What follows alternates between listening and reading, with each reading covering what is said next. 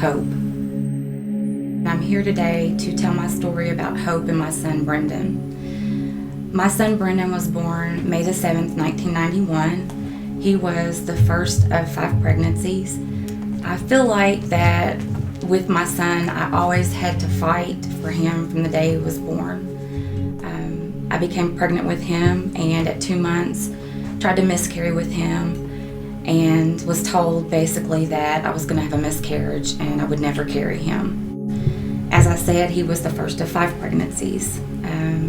I did carry him full term, and he was born 3 weeks early and was very healthy. So God blessed me with him for 24 years. Today I'd like to talk to you about his story, which has deeply impacted me as his mother. His story began at 13, really when his addiction started. And we had a good kid. He was a straight A student. He was a good sportsman, had a great sense of humor, was very musically talented, and just very funny. He was the kind of kid that always wanted to make somebody laugh. He was always the kid that wanted to play jokes on his dad or I. And he was the kind of kid that was very loving. He would come and cuddle with you at night.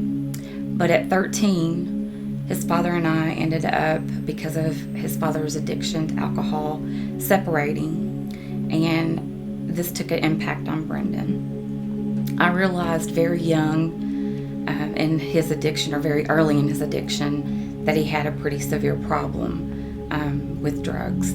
He started experimenting with pot, and I'd had some surgery, and because of the addiction that I had dealt with through my father being an alcoholic and being married to an alcoholic, I was always afraid to take the medication, but I would get it filled just because I didn't want to be in pain after surgery. So it was pretty evident and apparent to me when I noticed the pain medication missing that his addiction was progressing pretty quickly.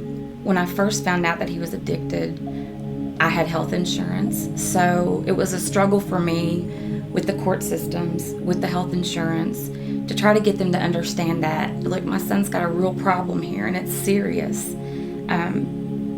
Even though he's telling you he's only doing pot, I know he's doing other things, and nobody would listen to me. So getting him in treatment, inpatient, was never an option because of his age. So then he started doing things like staying gone. He would be gone for a couple of days at a time, and I wouldn't know where he was at as a teenager. And, all I knew to do at that point was just to pray that he was okay, because I had no idea where he was at.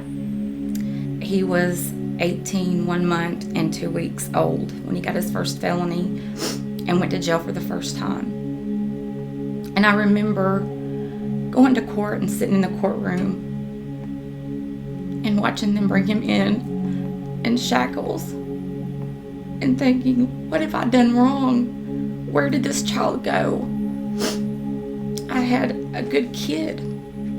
But that began a 11-year stretch of drugs, of jail time, of treatment facilities.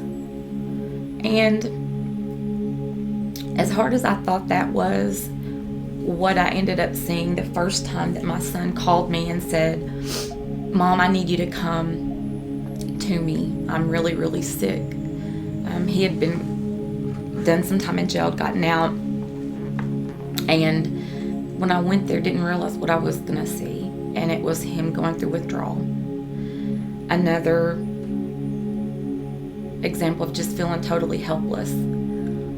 To watch your child lay there, sweating, throwing up, aching so bad that you can't help the pain, makes you feel helpless as a parent.